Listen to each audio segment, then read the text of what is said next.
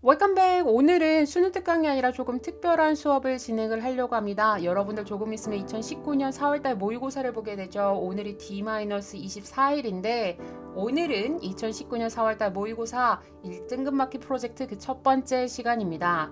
사실은 우리가 고등학교 3학년 학생들이 모의고사를 대비한다라는 것은 크게 의미는 없어요. 왜냐하면 솔직히 우리가 EBS 연계교재 지금 11강까지 나갔는데 11강까지 여러분들이 모르는 어휘가 하나도 없다. 해석이 안 되는 부분이 없고 그 다음에 여러분들이 처음 본 어법도 많았을 거고 그 다음에 의미상으로 또 달라지는 다양한 어법들이 많았는데 그런 어법의 쓰임도 내가 다 체크할 수 있다. 그 다음에 내가 구문독해와 직독직해가 단 한 문장도 막힘없이 술술술 잘 돼서 전반적으로 무슨 내용을 얘기하고 있는지 글의 이해가 잘 된다 정도의 수준인 학생들은 사실 모의고사를 따로 대비를 할 필요까지는 없죠. 여러분들이 지속성을 가지고 그냥 패턴화 되어져서 EBS 연계교재의 3권의 문제집을 전부 다 그런 식으로 꾸준하게 공부를 해나가면 결국에는 영어의 실력이 여러분들이 향상이 되는 겁니다. 물론 학생들마다 편차는 있어요. 그래서 우리가 똑같은 국어더라도 어떤 글의 지문을 읽고서 이것을 이해하고 그 다음에 거기에 숨겨져 있는 의도를 파악하거나 글의 주제를 파악하는 어려움을 겪는 학생들이 있습니다. 그런 경우에는 우리가 3점짜리 문제 한두 문제 정도는 굉장히 어려운 지문에서 놓칠 수가 있어요. 그렇다고 해도 우리 영어는 절대평가다 보니까 여러분들의 등급에 큰 영향을 끼치지는 않을 겁니다. 그러니까 한마디로 선생님이 늘 얘기하는 건 여러분들이 EBS 연계교재를 빨리 나간다 아니면 자주 많이 복습한다의 문제가 아니라 여러분들이 얼마나 깊이 있게 이 지문을 대하고 있느냐의 정도, 즉 그 공부법을 여러분들이 재정비하는 게 중요하다는 얘기를 선생님이 자주 해요. 그럼에도 불구하고 우리 정시를 보는 학생들 있죠. 정시만 이제 집중적으로 봐야 되는 학생들과 그 다음에 이제 우리 N수생 학생들 같은 경우에는 아무래도 이 모의고사 등급에 대한 압박감이 클 겁니다. 선생님이 아무리 이렇게 얘기를 해도 막상 여러분들 모의고사를 딱 봤을 때 내 등급이 낮았다라고 하면 여러분들이 심리적으로 거기에서 와르르 무너진 학생들이 많이 있어서 그런 학생들 때문에 선생님이 이번 4월달 모의고사를 좀 대비를 해주려고 해요. 근데 이 모의고사 대비라는 것이 매일 하는 건 아니고요. 선생님이 딱 4번만 수업을 할 거예요. 지금부터 4월 10일 모의고사가 되기까지 오늘을 포함해서 일요일이 4번이 있습니다. 그중 첫 번째 날인 오늘은 우리 4월 달에 치러졌었던 모의고사 10개년을 선생님이 모았어요. 최신형 문제를 풀기 이전에 4월 달 모의고사가 지난 10년 동안 어떤 문제들이 나왔었고 이 사람 출제 의도가 무엇이었으며 여러분들이 풀어가는 방법이 어떻게 됐었는지에 대한 총평을 먼저 여러분들에게 보여드리도록 하겠습니다. 자, 여러분들이 보고 계시는 이 화면 자료는 선생님의 보물단지입니다. 사실 선생님 컴퓨터에는 10여 년 넘게 선생님이 영어 교육업계에서 종사를 하면서 대한민국에 있는 웬만한 영어 시험 자료를 선생님이 이렇게 수집을 해서 선생님이 파악하는 걸 좋아해요. 그래서 지금 여러분들이 보고 계시는 이 화면은 선생님이 가지고 있는 보물단지, 빅데이터의 아주 일부라고 보시면 될 것 같아요.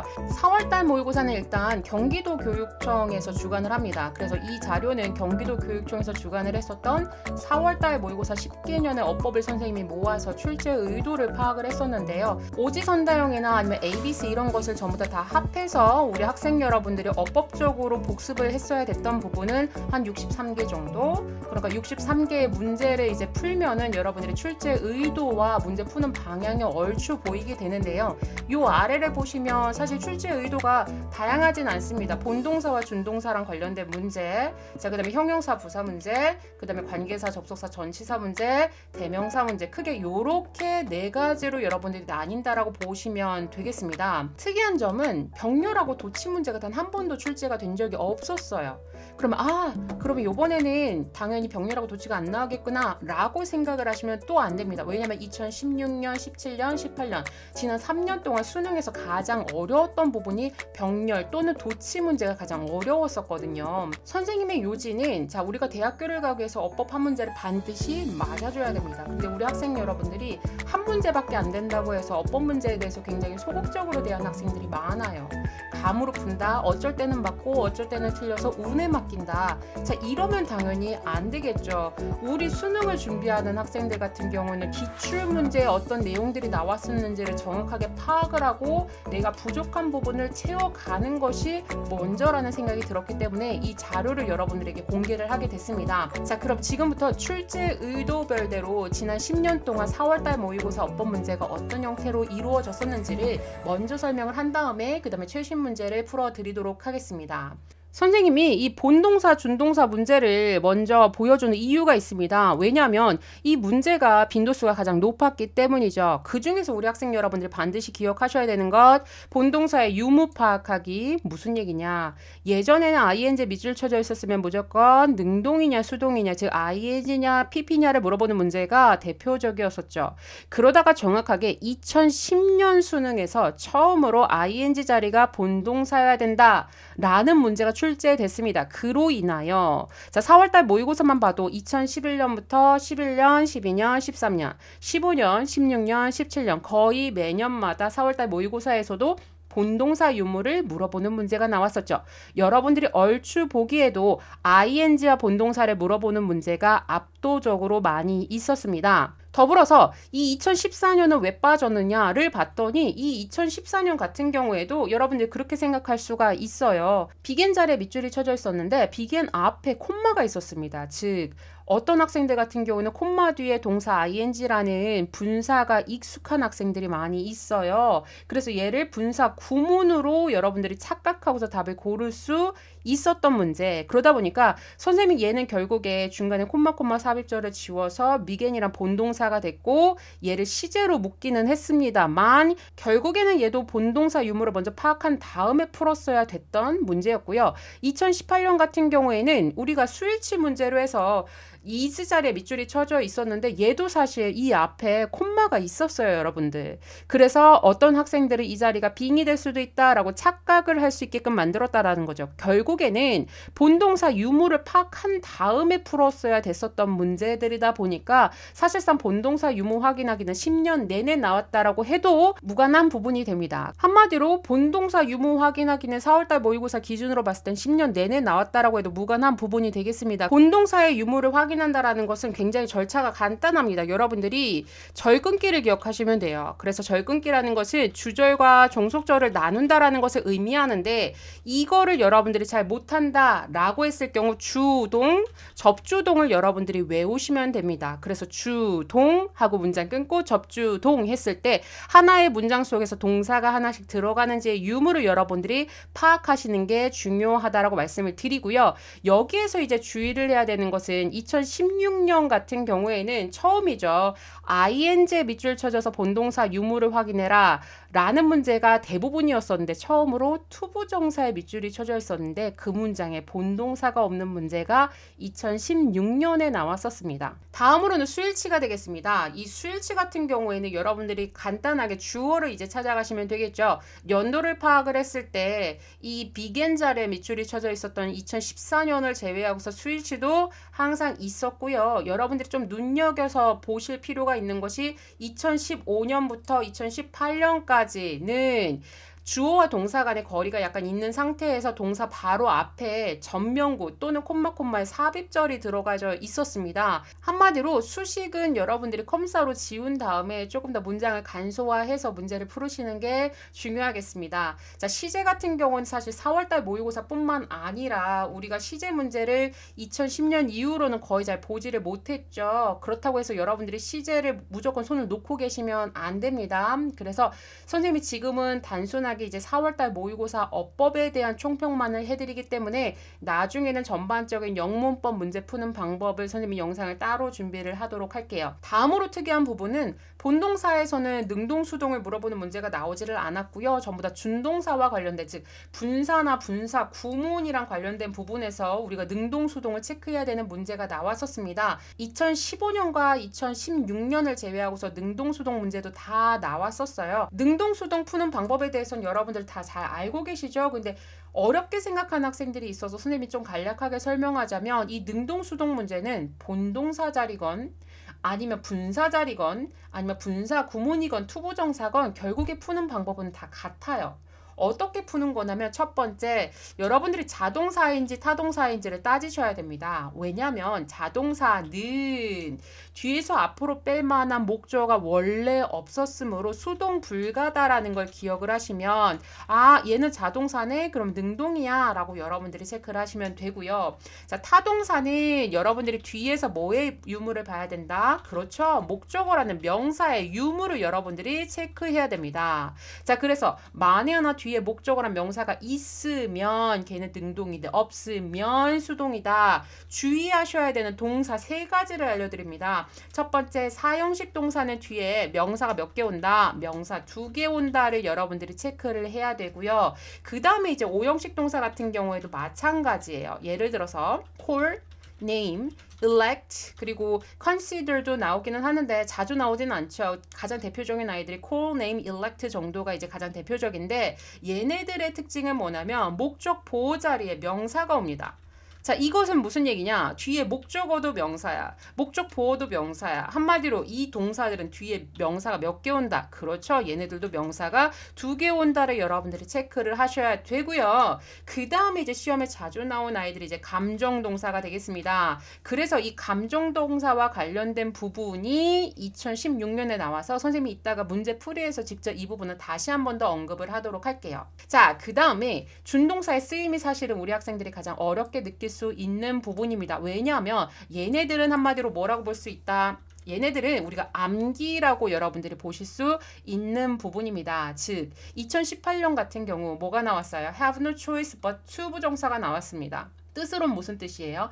이거 하지 않을 수 없다 해서 cannot help 동사 ing, cannot help but 동사 원형이라는 수거와 같이 여러분들이 암기를 하셔야 되는 부분이에요. 그래서 우리 학생들이 투부정사에 밑줄 쳐져 있었는데 바로 앞에 have no choice but이 나왔어.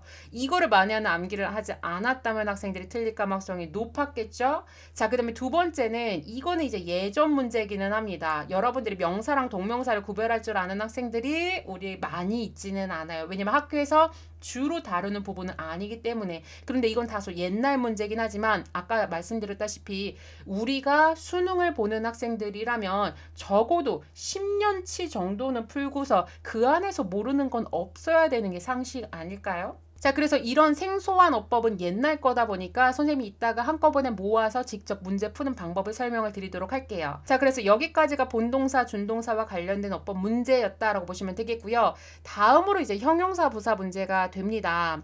일단 이 형용사 부사 문제 풀이 방법 자체는 그렇게 어렵지는 않아요. 간단하게 생각하면은 여러분들 그렇게 보시면 됩니다. 형용사는 명사만 수식이 가능하고요. 부사는 명사만 제외하고 나머지 수식이 가능합니다. 그럼 궁극적으로 우리가 뭐만 체크하면 돼요? 아, 얘가 이 주위에 있는 명사를 수식하느냐 안 하느냐를 여러분들이 이제 파악을 하시면 되겠죠. 그런데 문제는 이 4월달 모의고사, 즉 경기도 교육청에서 주관을 했던 4월달 모의고사의 형용사 부사 문제는 난이도가 제일 어려웠어요. 그래서 여러분들이 2016년부터 18년까지의 최신 기출문제만 보더라도 사실은 이 문제가 가장 어려웠다라고 보여질 정도입니다. 자, 그래서 요거와 관련돼서는 선생님 문제 풀이를 통해서 직접 설명을 하도록 할게요. 자, 그러면 그 다음에 이제 관계사, 접속사, 전치사 문제를 하게 될 텐데요. 관계사, 접속사, 전치사 문제 중에서 여러분들이 특히나 주의하셔야 되는 게 바로 이 관계사가 되겠습니다. 자, 이 관계사 문제는 2009년부터 2018년까지 단 한 해도 빠지지 않고 나왔다라고 생각을 하셔야 돼요. 2017년 같은 경우는 대세 밑줄이 쳐져 있었습니다. 그리고 이때 대세 쓰임이 물론 명사절 접속사긴 했었지만 that 같은 경우에도 우리가 관계 대명사로도 사용이 가능하다라고 보기 때문에 결국에는 어떻게 되죠? 앞문장과 뒷문장의 완전 불완전 여부를 따져서 우리가 문제를 풀어야 되기 때문에 궁극적으로는 관계사랑 관련된 문제가 10년 내내 나왔다라고 볼 수 있는 부분이고요. 꼭 4월달 모의고사가 아니더라도 여러분들 지금 선생님이 설명하고 있는 이 아래 출제의도 이 네 가지 영역은 모든 모의고사, 모든 수능에서 다 포함이 된다라고 봐야 되겠죠. 자, 그래서 여러분들이 관계사, 접속사 문제는 앞문장, 불완전, 뒷문장, 완전 등등의 여부를 여러분들이 따져서 충분히 풀 수가 있습니다. 아주 단적인 예로 2010년에 있었던 문제를 보셨을 경우 굉장히 새롭죠. Y라고 위치를 물어보다니. 그런데 간단하게 생각하면 돼요. Y는 접속사고요. 위치는 관계 대명사입니다. 그럼 얘는 결국에는 어디? 뒤에 있는 종속절이 완전하고 불완전의 여부를 여러분들이 체크를 하시면 문제를 풀 수가 있어요. 다음으로 우리 학생 여러분들이 어려워하는 어법이 몇 번 있었습니다. 첫 번째는 복합관계사. 자, 그 다음에 요번 부분 오브 위치 같은 경우에는 우리 수능 특강 8강에서 선생님이 굉장히 강조를 많이 했었던 부분이죠. 어떤 것과 함께 자, 전치사와 위치가 같이 밑줄이 쳐져 있느냐, 따로 밑줄이 쳐져 있느냐, 그 다음에 그 전치사가 오부냐에 따라서, 즉 전치사 플러스 which랑 관련된 출제 의도는 선생님이 총 3개가 나온다라고 말씀을 드렸어요. 그래서 이 부분에 대해서도 여러분들이 선생님의 수능 특강 8강의 어법 파악하기 부분을 파악을 하시면 금세 문제가 풀려질 수 있습니다. 일단은 선생님이 가장 최근에 있었던 문제 2014년부터 17년까지는 이따가 풀어 드릴 거니까 거기에서 조금 더 집중적으로 다뤄보도록 하겠습니다. 자, 마지막으로 이제 대명사 문제가 됩니다. 대명사 문제는 시험 난이도가 그렇게 많지는 않죠. 그런데 이렇게 생각을 하셔야 돼요. 대명사는 일반적으로 수일치를 물어보는 문제가 많은데 우리 4월달 모의고사 같은 경우에는 동사의 수일치가 무려 10년 연속으로 나왔었죠. 그러다 보니까 동사의 수일치가 있을 때는 거의 대명사의 수일치를 물어보지 않는 경우가 있습니다. 주의를 하셔야 되는 건 대명사에 밑줄 쳐져 있다는 것이 꼭 수일치만을 물어보는 것이 아니라는 것을 여러분들이 주의를 하셔야 됩니다. 그래서 여러분들이 어렵게 생각할 만한 부분은 선생님이 조금 있다가 문제풀이에서 직접 설명을 해드리도록 하겠습니다. 자, 지금까지 보니까 사실 별거 아니죠. 왜냐면 내가 다 알고 있는 선에서 다 나오는 것 같아 라고 여러분들이 파악을 하실 거예요. 그래서 가장 중요한 것은 무엇이다? 우리가 어법을 무조건적으로 어려워하거나 포기하는 학생들 같은 경우에는 여러분들이 이 빅데이터를 딱 한 군데 모아놓으면 결국 출제 의도는 다 정해져 있어요. 그 중에서 난이도가 난이도 1, 난이도 2, 난이도 3짜리가 있는 거죠. 우리 고등학교 3학년 학생들은 난이도 3짜리를 반드시 정복을 해야 된다라는 말씀을 드립니다. 마지막으로 여러분들 주의사항, 선생님이 아까 뭐라고 얘기했었죠? 2016년, 2017년, 2018년에서의 대세는 대동사, 도치, 병렬이 대세였습니다. 우리가 4월달 모의고사에서는 그 문항이 한 번도 나오지 않았지만 이번 모의고사에서도 안 나온다라고 단정 지을 수는 없는 부분이니까 그 부분을 주의를 하셔야 되고요. 선생님이 방금 전에 보여줬던 이러한 출제 의도에 대해서 내가 잘 이해가 되지 않는다라는 학생들 같은 경우에는 그 영역이 넓지는 않습니다. 우리 수능 특강에서 이미 8강에서 어법 파악하기를 끝내왔어요.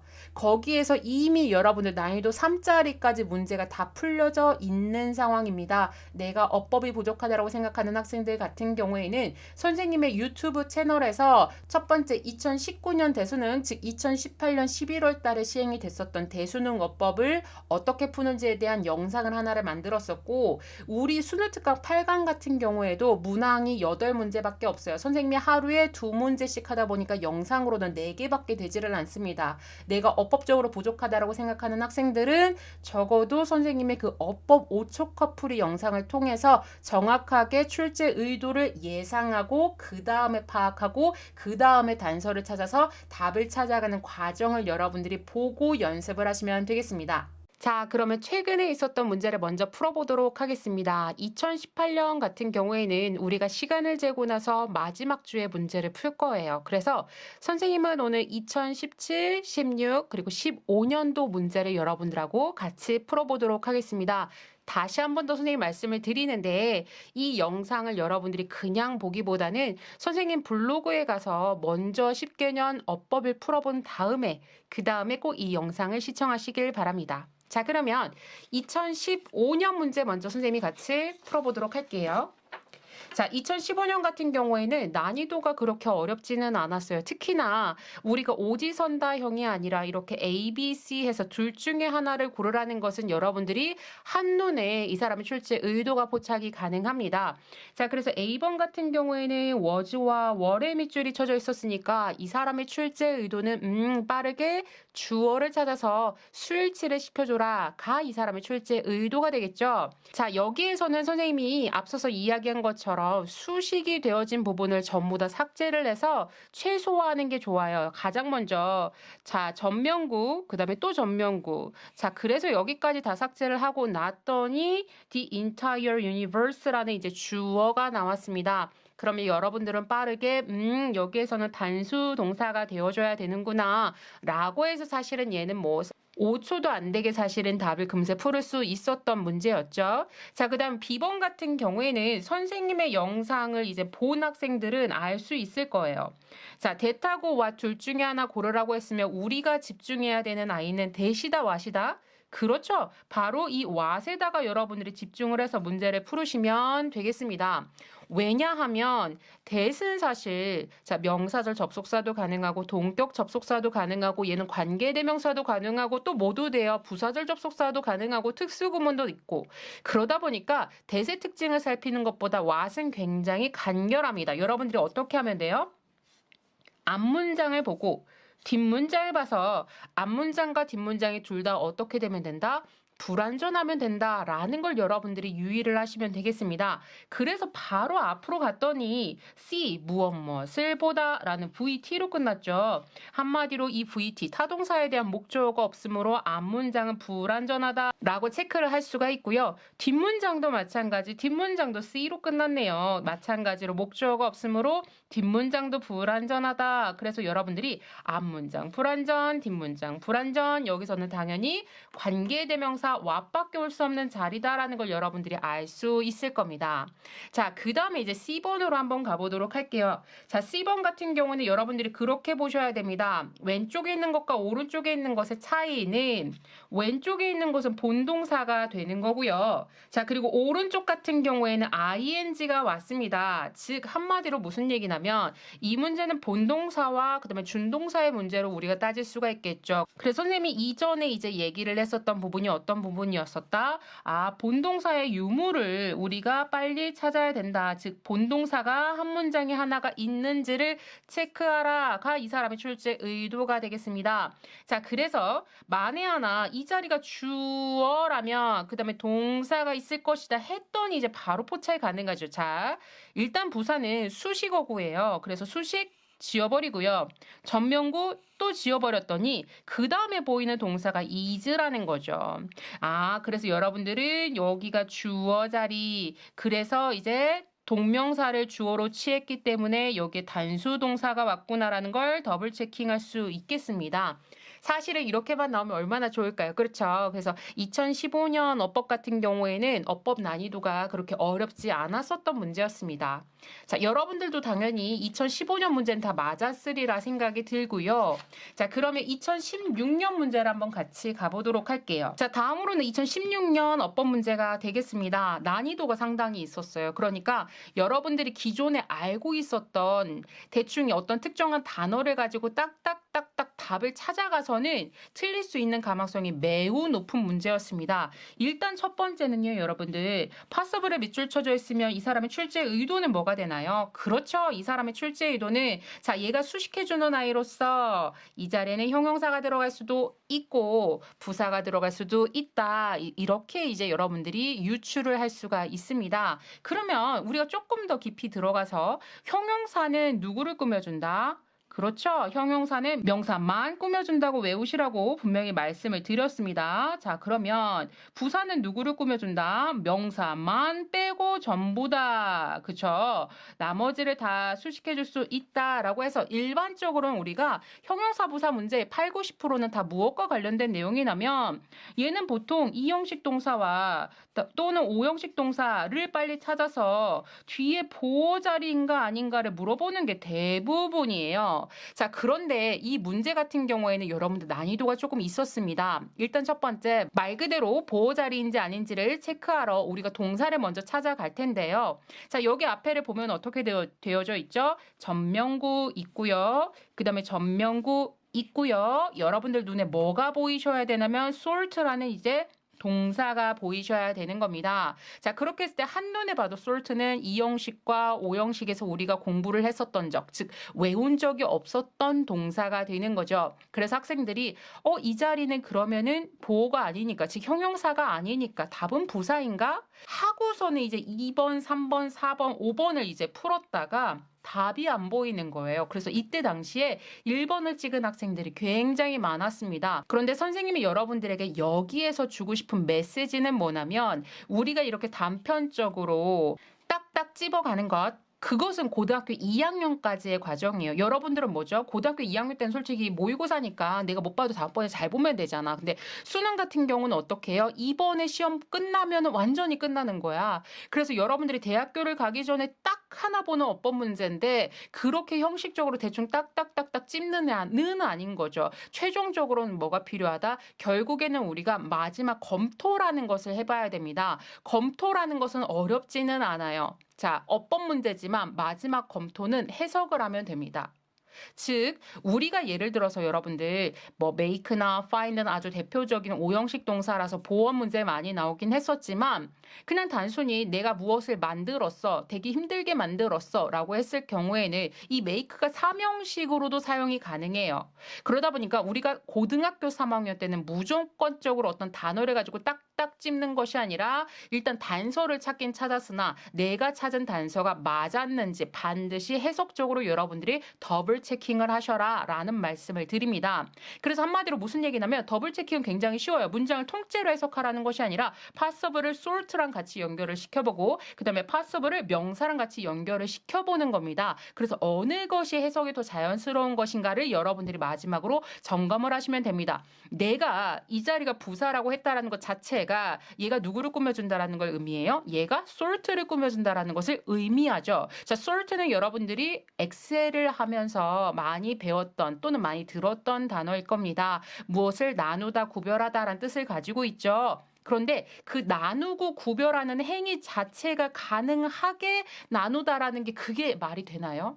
말이 되질 않죠. 그래서 여기에서 possible은 누굴 꾸며주냐면 자 정보들을 이렇게 나누게 되는 건데 가장 합리적인 방법. 그런데 가능한의 가장 합리적인 방법이라고 해서 지금 possible이 바로 앞에 있는 way를 꾸며주고 있다라는 것을 우리는 알 수가 있습니다. 이해되시겠나요? 자 그래서 사실 2016년 모의고사를 제가 꼭 여러분들에게 보여주고 싶었던 이유 중에 하나가 1번에 있었어요. 내가 고등학교 3학년이라는 것을 자각하지 말고 적어도 내가 대학교 가기 바로 직전에 마지막 관문이기 때문에 내가 고른 답에 대해서는 내가 적어도 검토를 하고 체킹을 해서 스스로 그 답에 대해서 여러분들이 책임을 질 수 있어야 되겠습니다. 자, 그 다음에 2번은 전혀 어렵지가 않았어요. 여러분들 exist, 존재하다라고 해서 여러분들 뭐라고 생각하세요?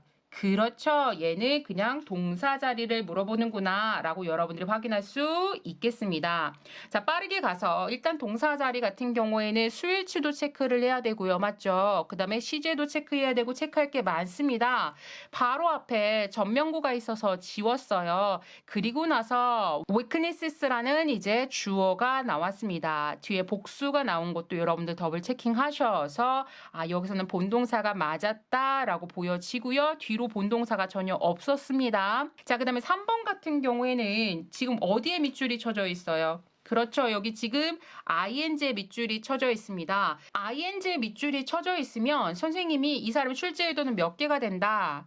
3개가 된다라고 이야기를 했습니다. 그래서 이 ing의 출제 의도 3가지를 파악하는 방법에 대해서 우리가 꽤나 많이 연습을 했어요, 여러분들. 그래서 그 중에서 특히 선생님 유튜브 채널을 보면은 2019년 대수능, 즉 2018년 11월 달에 시행이 됐었던 대수능 어법풀이 그때 선생님이 이 3가지를 파악하는 방법. 첫째는 본동사, 준동사 문제, 둘째는 동사 ing, 투부정사 문제, 세 번째는 능동과 수동으로 나뉜다라고 제가 설명을 하면서 그걸 풀어가는 방법, 포착하는 방법을 알려드렸습니다. 그래서 여러분들이 2분 28초부터 영상을 확인을 하시면 되겠습니다. 자, 가장 중요한 것은 첫째는 일단은 얘가 본동사 자리인가를 파악을 하기 위해서 앞뒤를 봐야 되는데 여러분들이 그 과정 속에서 바로 앞에 누가 보여야 되냐면 while이라는 접속사가 보여야 해요. 그래서 이 사람의 출제 의도는 뭐가 되냐면 이 자리가 지금 접속사가 됐죠.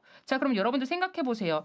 접주 동사, 즉 또 다른 동사가 있다면 얘는 동명사로서 주어 자리가 맞았을 겁니다. 자, 그런데 얘가 주어라고 했을 경우 동사가 있어야 되는데 동사가 있다 없다 지금 본동사가 없는 문제가 됐죠. 자, 그러면 선생님 그럼 얘가 본동사가 돼야 되나요? 아니에요. 왜냐면 뭐도 없어. 지금 주어도 없는 상황이잖아. 자, 그래서 우리는 이제 뭐라고 체킹을 할 수 있냐면 접속사 뒤에 ing가 들어가면 크게 2가지 케이스가 됩니다. 첫 번째는 이 사이에 뭐가 생략됐냐면 주어 플러스 비동사가 생략된 케이스로 우리가 봐도 무관하고요.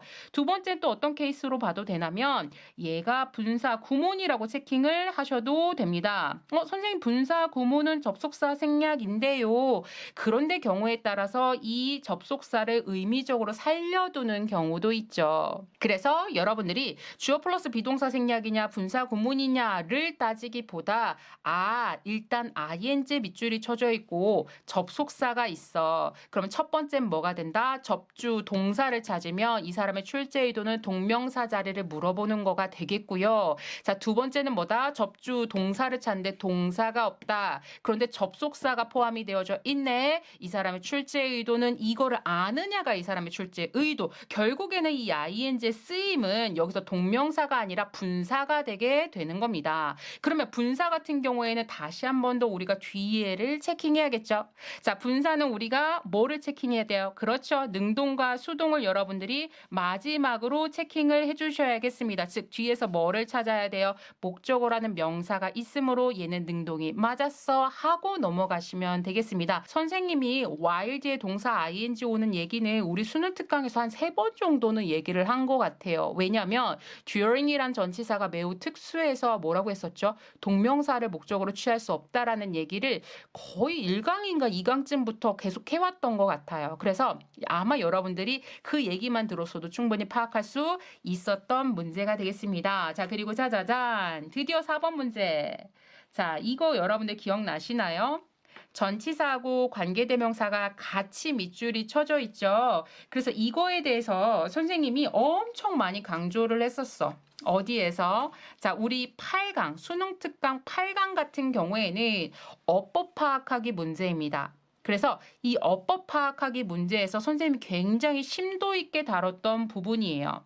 자, 전치사와 위치와 관련돼서는 출제 의도가 한 가지가 아닙니다. 3가지가 됩니다. 그러니까 우리 학생 여러분들이 굉장히 단편적으로 생각해요. 선생님이 이거에 대해서 뭐라고 얘기를 했었냐면 자, 첫 번째 전치사하고 위치가 같이 밑줄이 쳐져 있는 경우 이 사람의 출제 의도가 하나가 있고요. 자, 전치사를 앞에다가 둔 상태로 위치에만 밑줄이 쳐져 있을 때 이 사람의 출제 의도가 따로 또 있다고 했고요. 자, 그 다음에 여러분들이 이 전치사가 오브가 됩니다. 자, 오브가 됐을 때 이 사람의 출제 의도도 또 따로 있다라고 말씀을 드렸어요. 특히 세 번째 같은 경우에는 오브 앞에 100% 뭐가 있을 것이다? 부분을 나타내는 뭐 썸이라든지 이런 것들이 있을 것이다. 그래서 부분 오브 관계대명사는 이 자리에 출제 의도가 또 따로 있다 해서 선생님이 출제 의도 3개 체크하는 방법을 설명을 드렸습니다. 그래서 이 부분에 대해서 강조를 많이 했었으니까 같이 참고를 하시면 되겠습니다. 단편적으로는 사실 이 3가지 출제 의도 중에서 얘가 시험이 제일 쉬워요. 우리가 지금 어떻게 됐어? 전치사랑 관계대명사가 같이 밑줄이 쳐져 있으면 아주 단순하게 뭐만 보면 된다고 했다. 뒷문장이 완전하다라고 얘기를 했습니다. 아시겠죠? 자, 그래서 뒤에를 봤더니 주어 have 무엇을 가지다 VT. 자, 그 다음에 뒤에를 봤더니 강력한 의견을 가지다 해서 뒷문장이 완전합니다. 그래서 4번도 맞았다라고 여러분들이 체킹을 할 수가 있겠습니다. 자, 그리고 나서 마지막 5번이 되겠습니다. 자, 선생님이 아까 얘기를 했었죠. 1번을 학생들이 실수를 할 수밖에 없었던 이유가 뭐였었냐면 2번부터 5번까지 답이 잘 안 보여. 그럴 경우에는 이런 문제를 고를 경우가 많다라는 거죠. 자, 그런데 자, 5번을 한번 여러분들 선생님하고 같이 볼게요. 투부정사에 밑줄이 쳐져 있죠. 자, 그럼 투부정사에 밑줄이 쳐져 있으면 단편적으로는 이렇게 생각을 할 수가 있습니다. 투부정사에 밑줄 쳐져 있는 경우 이 사람의 출제 의도는 이제 통상적으로 3가지 중에 하나가 됩니다. 문제 푸는 방법은 굉장히 쉬워요. 자, 밑줄이 여기에 쳐져 있다라고 했을 경우 바로 한 칸 앞으로 갔을 때 예를 들어서 여기에 enjoy라는 동사가 있다. 그러면 투부정사가 아니라 뭐가 와야 돼요? 동명사가 와야 되죠. 맞아요. 즉 첫 번째 출제 의도는 바로 앞에 있는 동사에 따라서 투부정사를 목적으로 취하는 동사, 동명사를 목적으로 취하는 동사를 물어보는 문제가 되겠습니다. 자, 그런데 바로 한 칸 앞으로 갔는데 동사가 없어요. 명사가 왔어요. 그리고 나서 또 다시 한 칸을 갔습니다. 그랬더니 여기에 동사 자리에 have, make, let 같은 사역동사나 지각동사가 있습니다. 사역동사와 지각동사 같은 경우는 목적보호 자리에 투부정사가 아니라 뭐가 와야 돼요? 동사 원형이 와줘야 되죠. 자, 그래서 여러분들이 이렇게 문제를 풀 수 있고요. 마지막 세 번째는 고등학교 2학년 때까지 우리가 풀지 않았었던 문제. 즉 무슨 얘기냐면 이따가 선생님이 한 번 더 설명을 하겠지만 투부정사뿐만 아니라 어쨌든 전부 다 뭐요? 준동사. 이 아이들은 이 동사라는 것이 무엇을 근거로 두고 있는지를 여러분들이 반드시 체킹하셔야 돼요. 지금 무슨 얘기냐면 얘가 만에 하나 타동사를 가지고서 이 앞에다가 to를 붙인 투부정사라면 타동사의 특징이 뭐죠? 뒤에 목적어라는 명사를 데리고 와야 돼. 마찬가지야. 투부정사가 만에 하나 타동사로 이루어져 있다면 뒤에 목적어의 유무에 따라서 능수를 물어보는 문제가 고등학교 3학년 때는 여러분들이 체킹을 해주셔야 되는 부분입니다. 물론 얘는 빈도수가 높지는 않아. 그래서 투부정사는 보통 우리가 요 정도 선으로 충분히 생각을 할 수가 있습니다. 여기에다가 플러스 또 따지자면 앞으로 가는 과정 속에서 보통 뭐를 많이 만나요? it을 만난다라든지 아니면 to를 만난다라든지 라면 여러분들 it, 가주어, 진주어나 투투 용법 같은 그런 특수한 구문들이 몇 가지가 있습니다. 그런데 공통된 특징은 뭐냐면 뒤에가 아니라 어디로 가면을 찾을 수 있다라는 거야. 앞으로 가면 찾을 수 있는 문제들이 나왔어요. 그런데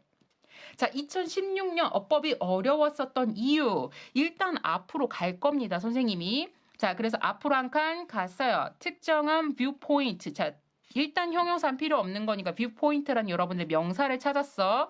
자, 그 다음에 여러분들 또 뭐를 발견하냐면 of라는 전치사를 찾았어요. 자, 그 다음에 us라는 목적어를 찾았습니다. 그 다음 여러분들 눈에 뭐가 보이냐면 convince가 보이는 거죠. convince는 여러분들 일반적으로 뭐로 제일 많이 알고 있어요? 누가 무엇 하도록 설득시키다라는 오형식으로 여러분들이 많이 알고 있죠. 그래서 학생들이 어떻게 생각하냐면 아싸 오형식 목적어 그다음 목적 보니까 투부정사 맞았어.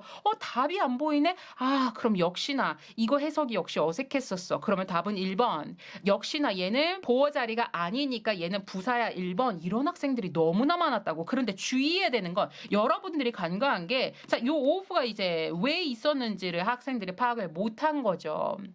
아마 탭스나 토익을 공부한 학생들 같은 경우에는 얘가 조금 눈에 들어왔을 겁니다. 왜냐면 토익하고 탭스에서 자주 다루는 동사예요. 컨빈스는 여러분들 딱 두 개 그거 방금 전에 했었던 거 오형식, 목적 보호자로서 이 자리에 투부정사가 들어갔을 때 누가 이것 하도록 설득하다 맞아요. 자 이게 첫 번째고 두 번째는 또 뭐가 되냐면 컨빈스 다음에 자 목적어 역시 사람이 나타나고요. 그 다음에 뭐가 나오냐면 오브 명사가 나옵니다. 이때는 어떻게 해석을 하냐면 자 누구에게 무엇에 대해서 확신시키다라는 그런 뜻을 가지고 있어요. 그러다 보니까 여기가 이제 사실은 고등학교 어법을 여태까지 풀었던 학생들에게 매우 생소한 부분이고 오형식에 대해서 단정적으로 학생들의 문제를 풀었을 경우에는 큰일 날 수 있었던 문제. 자 그러면 선생님 얘는 뭐가 문제였어요? 뭐가 문제였냐면 얘는 일단 준동사 자리였다 이거죠. 자, 그래서 선생님이 앞에서 엑셀 파일에서 선생님이 여러분들에게 선생님의 데이터 자료를 보여줬습니다. 자, 일반적으로 우리가 본동사를 물어봤을 땐 동사 ing 또는 동사 ed를 가지고서 본동사가 있는지 찾아라는 문제를 냈었는데 이때가 사실 처음이자 마지막으로 투부정사에 밑줄이 쳐져 있었고 앞뒤를 다 뒤져봤을 때 동사가 없었어요. 여러분들 한번 볼까요? 자, 이렇게 앞으로 쭉 갔더니 후에 걸렸어. 그래서 후에서 괄호를 쳤어요. 자, 그리고서 뭐가 보여요? 주어가 보이죠? professionals라는 주어가 이제 보인다라는 겁니다. 자, 그리고 나서 이제 여러분들이 뭐를 해야 돼?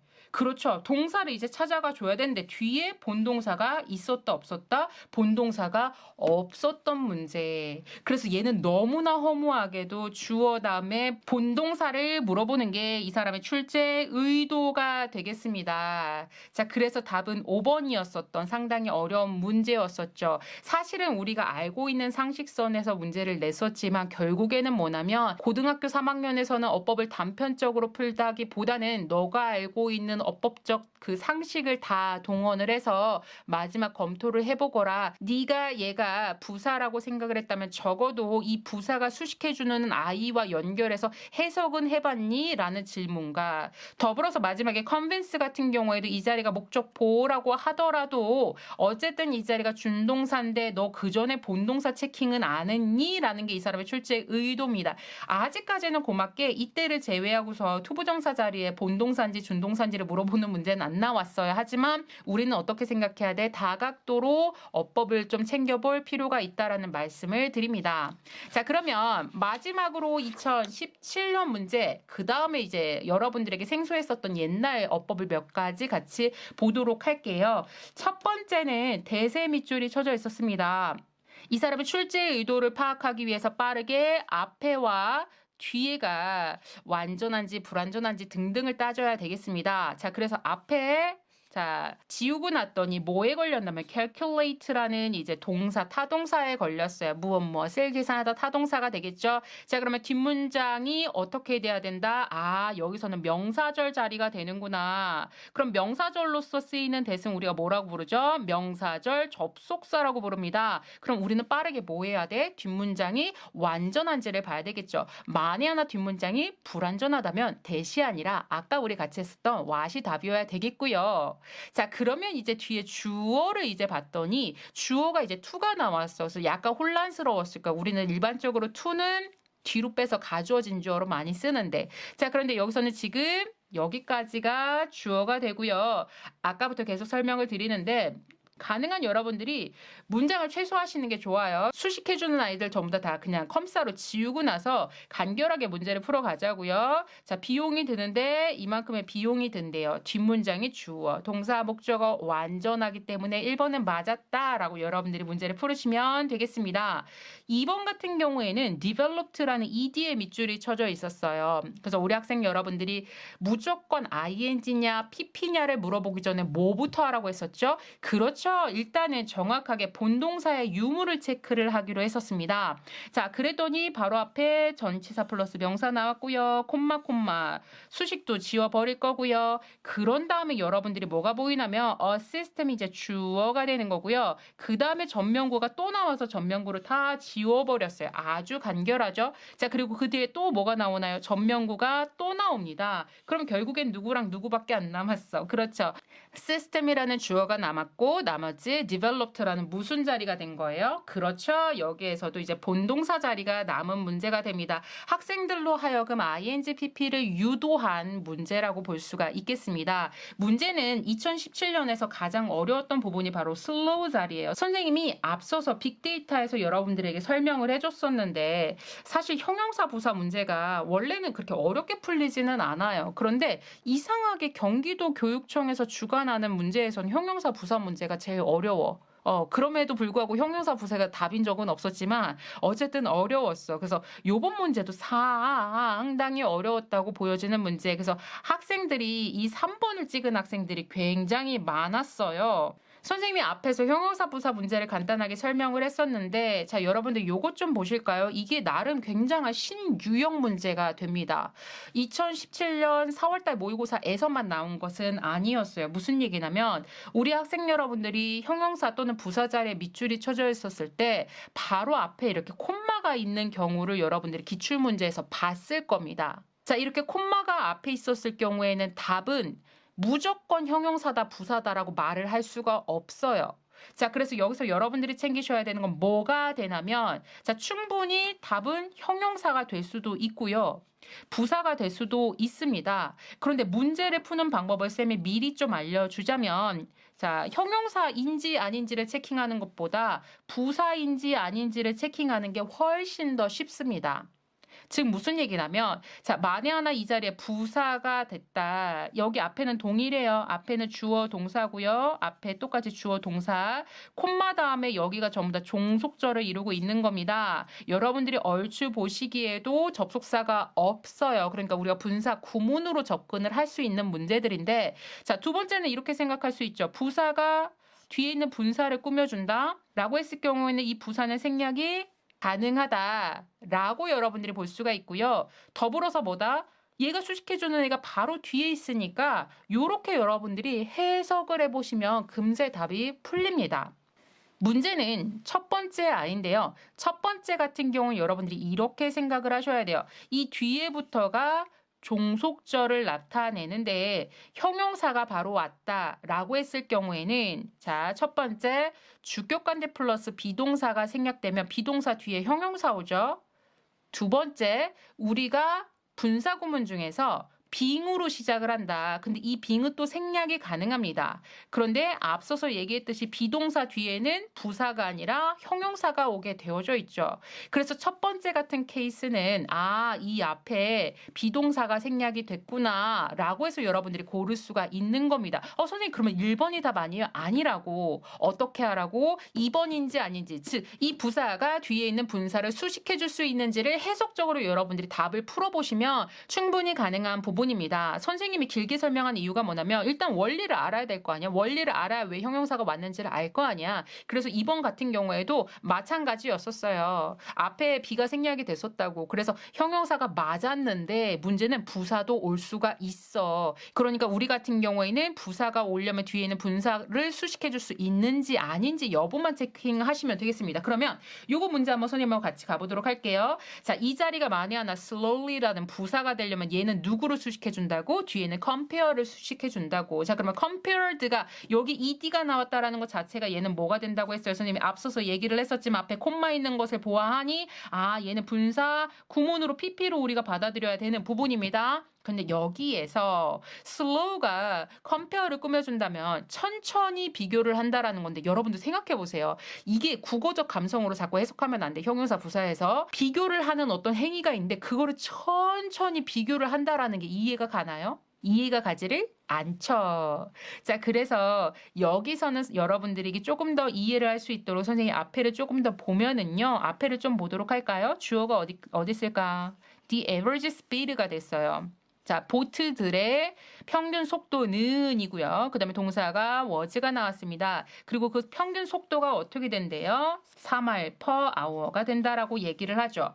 자, 이런 속도를 가지고 있어요. 평균 속도가.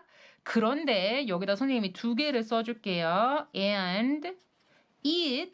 자, 그 다음에 시제가 과거죠. 그러니까 과거 한번 써줄까요? It was가 됐습니다. 자, 그래서 and it was slow. 자, 그런데 그것은 느려 하고 선생님 문장 끊어요. compare to 무엇과 비교가 되어졌을 때 말을 타는 것과 비교가 되어졌을 때 상대적으로 느리다라는 얘기를 하고 있는 겁니다. 자, 그런데 또 우리가 뭐라고 생각할 수 있어? and it was를 우리가 뭐로 바꿀 수 있어요? 이 and it을 하나로 which로 바꿀 수도 있죠. 그럼 어떻게 되는 거야? which was가 될 수가 있습니다. 그럼 우리는 뭐라고 생각해요? 주격관대 플러스 비동사는 생략이 가능하다라고 볼 수도 있겠죠. 더불어서 분사구문은 어떻게 만들어요? 접속사 지우고 주어 지우고 동사에다가 동사 원형에다가 ing를 붙여주는데 빙은 또 생략이 가능하다. 두 가지 케이스가 다 가능하다라고 보시면 되겠습니다. 이해가 되시나요? 자, 그래서 여기에서 굳이 여러분들이 분사구문인지 주격관대 플러스 비동사가 생략되는지는 앞에 이 선행사를 빨리 찾아가지고 해석을 하시면 되겠습니다. 그런데 여기선 그게 중요한 게 아니야. 뭐가 중요하다고?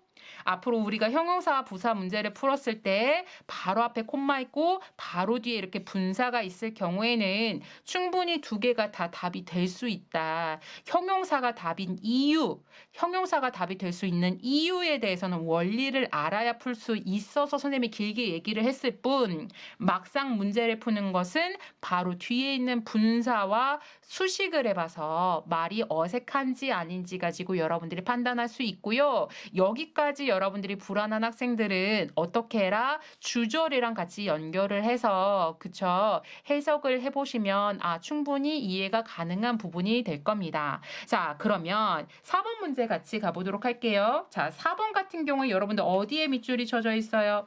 그렇죠. ing에 밑줄이 쳐져 있습니다. 선생님이 앞서서 얘기했듯이 이 ing 같은 경우는 출제 의도가 세 가지가 된다라고 얘기를 했어요. 자, 그러면 가장 중요한 것은 얘가 본동사 자리인가 아닌가를 따지러 가려고 했더니 바로 앞에 뭐에 걸리냐면 does에 걸려서 콤마에서 끊겼다 이거죠. 자, 그래서 이 뒤에를 봐서 본동사가 있는지 없는지를 봤는데 본동사가 없다. 선생님 그럼 이 자리가 본동사인가 봐요. 하면 큰일 나죠. 왜냐하면 앞문장이 주절이고 뒷문장이 종 종속절인지의 여부를 우리가 반드시 따져야 되는 문제입니다. 여기 너무 지저분해가지고 여러분들 파악이 좀 어렵겠지만 선생님이 볼 수 있게 좀 굵직굵직하게 쓰자면 여기 보니까 on the other hand 끊겼죠?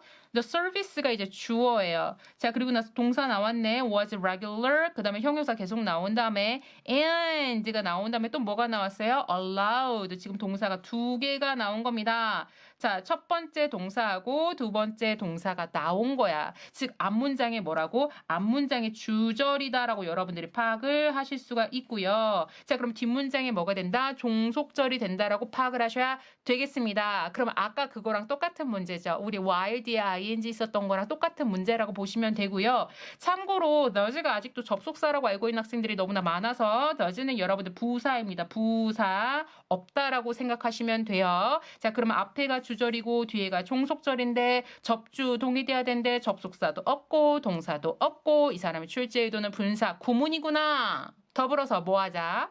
마지막으로 자, 이 자리가 ing냐 pp냐를 체크를 하기 위해서 자, 뒤를 봤더니 목적어라는 명사가 명확하게 있으므로 이 자리에는 능동도 맞았다라고 이제 여러분들이 체킹할 수가 있어요. 자, 마지막으로 이제 5번 문제는 세상에 이렇게 쉬운 문제였었어. 이렇게 보시면 되겠습니다. 만에 하나 were broken 자리에 밑줄 쳐져 있었으면 그때는 이 사람의 출제 의도가 수동이었을 텐데 여기는 수동을 물어보는 문제가 아니야. 그냥 were에만 밑줄이 쳐져 있었어. 그럼 이 사람의 출제 의도는 뭐가 된다? 빨리 주어 찾아서 수일치를 해주세요 라는 게 이 사람의 출제 의도예요. 자, 그래서 얘를 이제 주어를 찾아가려고 했었더니 주어가 어디에 있냐면 자, between A and B 해서 between부터 어디까지? 여기까지가 싸그리다 수식해주는 애들이야. 그래서 얘를 지우고 났더니 그 다음에 주어가 어디 나왔어요? traditional link가 이제 주어가 됐죠. 바로 앞에 있는 messages가 주어가 아니라는 겁니다. 자, 그래서 요거는 아마 긴장도에 따라서 답이 좀 달라질 수 있는 문제 아마 3번에서 긴장이 팍 돼가지고 5번까지 어떤 평정심을 가지고 풀 수 없었던 학생들이 굉장히 쉽게 실수를 할 수 있는 문제였습니다. 여기선 아주 간단하게 자, 얘가 이제 틀렸다. 답이 뭐가 돼야 된다? was라는 단수가 와야 된다라는 걸 기억을 하셔야겠죠. 마지막으로 자, 다소 옛날 문제가 되겠습니다. 그러니까 여러분들에게는 생소할 거야. 그런데 선생님이 뭐라고 얘기했어요? 우리가 아무리 오래된 거더라도 수능을 보기 전에는 여태까지 나왔던 기출 다 파악하자. 자, unlike하고 like를 구별할 줄 아는 학생들 이 분명히 있을 겁니다. 왜냐하면 여러분들 적어도 되게 유명한 기출 어법 문제집은 다 풀고 올라오지 않았나요? 맞죠? 그래서 그 기출 문제를 풀면서 내가 맞고 틀리고 했을 텐데 간혹 가끔 가다가 여러분들 굉장히 생소한 어법들이 보였을 거예요. 보면 대부분 옛날 거죠. 그래서 선생님도 사실은 옛날 거 별로 잘 안 풀어. 왜냐면 우리가 유행이 있거든. 그래서 그 대세에 맞춰서 자주 나오는 문제 위주로 하기는 하는데 여러분들이 이런 거를 알아서 나쁠 것은 하나도 없습니다. 그리고 또 나올 수도 있지. 그죠? 자, 특히 요즘 같은 경우에는 뭐가 또 많이 나와요? 옛날엔 한동안 투부정사랑 ing 물어보는 거 많이 안 나왔었는데 요즘은 갑자기 수능에서도 stop to 나오기 시작하고 막 그러잖아요. 그죠? 자, 요거를 여러분들 기억을 해주세요. 글쎄, 이 말을 이해하기는 어려울 것 같아.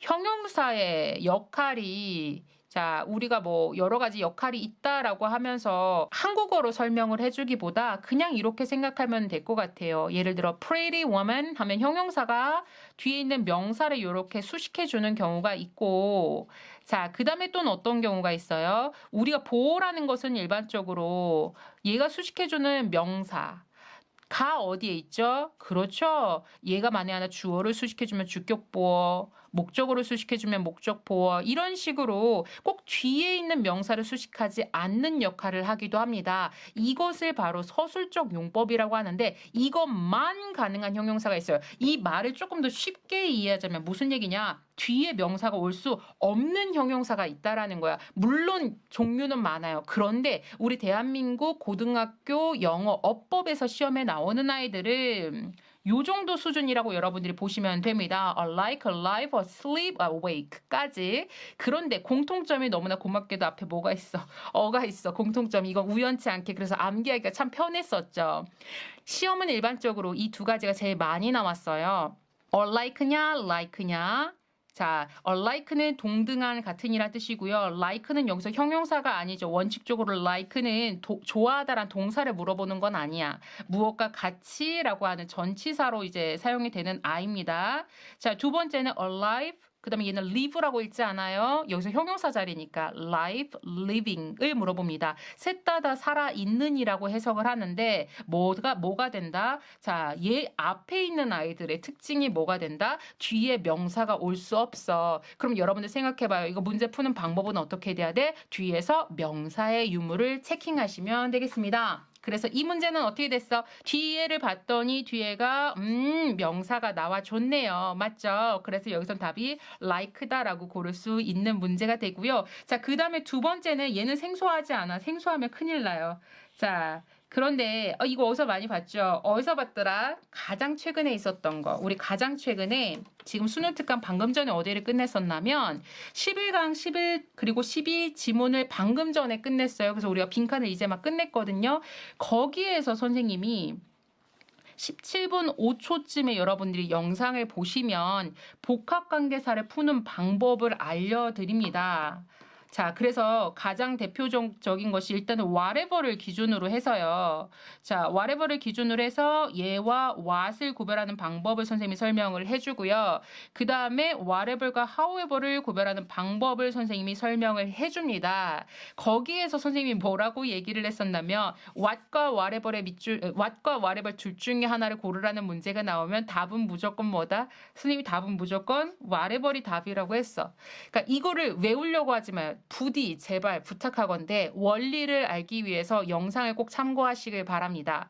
whatever하고 however 고르는 방법은 또 달라요. 그런데 what과 whatever를 물어보는 문제였다면 답은 whatever일 수밖에 없는 이유에 대해서 선생님이 설명을 해주니까 그 영상을 여러분들이 참고를 하시면 되겠습니다. 조금 간단하게 설명하자면 what은 명사절만 가능한데 자, whatever는 명사절도 가능하고 부사절도 가능합니다. 그럼 우리가 상식적으로 생각을 했을 때 둘 다 what으로 만들었잖아. 뒷문장은 전부 다 종속절은 둘 다 불완전하다고. 그럼 결국에 주절을 가지고 우리가 문제를 풀어야 돼요. 그래서 동등하게 주절이 불완전해. 한마디로 명사절을 물어보는 문제다? 그럼 뭐 해석적으로 풀어야겠네? 라는 문제는 내지 않는다고. 왜? 논란이 되는 문제는 내지를 않는다고. 사람들에 따라서 해석하는 방법이 다를 수가 있어. 그래서 항상 what과 whatever를 물어보는 문제는 100% 자, 주절이 완전할 거고요. 결국에는 종속절은 부사절이기 때문에 답은 whatever일 수밖에 없는 형태를 이루고 있습니다. 이렇게 단조롭다 보니까 what과 whatever를 구별하라는 문제가 사라졌죠. 그래서 우리 학생 여러분들은 뭐에 더 집중을 할 필요가 있냐면 whatever과 however를 고르는 방법에 집중을 하실 필요가 있겠습니다. 그 방법론은 두 가지가 됩니다. 자, 마지막으로 이제 B번이야말로 진짜 생소해요, 여러분들. 자, development하고 developing이 나왔어. 이 사람의 출제의 의도는 이 developing의 ing 곰곰이 생각해 보세요. 이거 분사할 것 같아요? 절대 아니죠. 맞죠? 이 사람의 출제의 의도는 얘는 동명사가 되는 거고 얘는 뭐가 되는 거예요? 그렇죠. 얘는 명사가 됩니다. 선생님 그러면 둘 다 하는 역할이 명사인데 얘는 어떻게 고르나요? 자, 동명사의 특징이 훨씬 더 강하고요. 선생님이 앞서서 투부정사 얘기했을 때 좀 간단하게 설명을 해주기는 했었어. 자, 동명사도 준동사의 범주에 있는 아이입니다. 지금 무슨 얘기냐면 준동사는 동사의 특징을 수반한다라는 걸 기억해야 돼요. 아까 했었던 거랑 똑같은 얘기야. 지금 무슨 얘기냐면 내가 준동사를 만들 때 타동사로 준동사를 만들었다면 뒤에 목적어를 데리고 와야 해. 자, 그래서 여기에서 여러분들이 거꾸로 좀 생각을 해보자면 우리가 자, 명사가 바로 뒤에 명사를 데리고 올 수가 없겠죠. 하지만 우리가 동명사를 만들었을 때 이 동사가 만에 하나 타동사라면 바로 뒤에 목적어라는 명사가 이렇게 올 수가 있는 겁니다. 그래서 이 사람의 출제 의도는 뒤에서 뭐를 찾아라? 뒤에서 목적어라는 명사의 유무를 여러분들이 파악을 하시면 문제를 풀 수 있었던 그런 문제가 되겠습니다. 그래서 생소한 어법 같은 경우에도 결국에는 우리가 알고 있는 어법적 범주 안에는 다 들어왔어. 이 중에서 여러분들이 가장 좀 그랬던 건 얘는 이제 여러분들이 암기를 하거나 들었어야 아는 문제가 되겠죠. 그래서 요거는 여러분들이 unlike의 특징을 모른다면 아마 고르기가 조금 어려웠을 것이다 라는 그런 생각이 들었습니다. 자, 그러면 여기까지가 우리 2019년 4월 모의고사를 대비하는 특강 첫 번째 시간이었습니다. 일단은 여러분들이 문제를 분명히 풀었을 거고요. 선생님이 영상을 봤을 겁니다. 내가 모르는 부분에 대해서는 다시 한 번 더 정리를 하실 필요가 있다라는 생각이 들고요.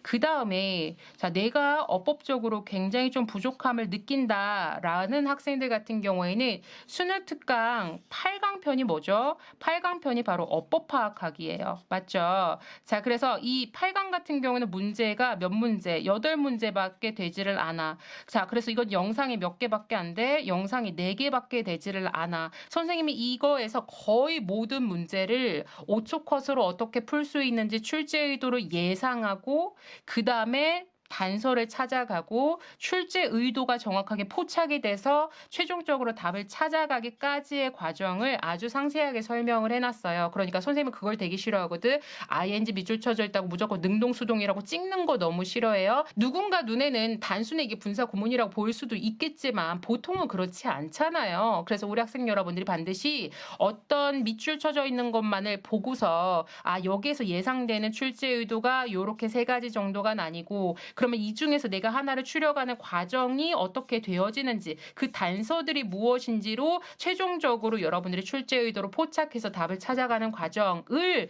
정확하게 공부를 했으면 좋겠어요. 일단은 우리가 절대평가가 되고 나서 이 어법이라는 것이 난이도가 상당히 올라갔죠. 이번 수능, 작년 수능, 재작년 수능을 봤을 때 우리 학생 여러분들이 가장 대표적으로 요번 4월달 모의고사 10년 동안 나오지 않았던 미스테리한 문제가 뭐였었더라? 그렇죠. 선생님이 도치, 병렬, 그 다음에 대동사 문제 는 3년의 대세였어요. 일단 이번 3월달 모의고사 어법이 되게 쉬웠거든.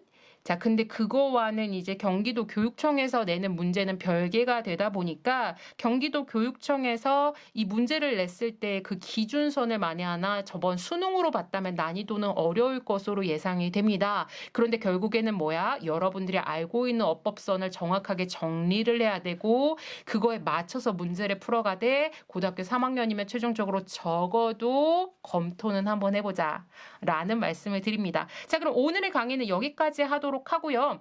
다음 시간은 자, 요번 4월 모의고사 대비 2탄이 되겠습니다. 이 2탄 같은 경우에는 선생님이 금요일 날에 자료를 블로그에다가 올려드릴 거예요. 자, 그래서 여기다가 뭐를 올려드리냐면 문맥 문제 4월달 모의고사에서 순서랑 삽입 문제 만 5개년치를 선생님이 모아서 문맥 문제지를 블로그에다가 올리겠습니다. 정답이랑 같이. 그래서 만에 하나 내가 순서 삽입을 자주 틀린다라는 학생들은 금요일 날 이거를 반드시 프린트해서 문제를 푼 다음에 그 다음 오는 일요일 날 4시 10분에 선생님이 이 영상을 두 번째 영상을 업로드 하도록 하겠습니다. 자, 그럼 오늘 너무너무 고생 많았고요. 참고로 오늘의 수능 특강 에브리데이는 휴강입니다. 그래서 오늘 여러분들이 알고 계셨던 어법은 반드시 오늘 알고 오늘 끝내시길 바랍니다.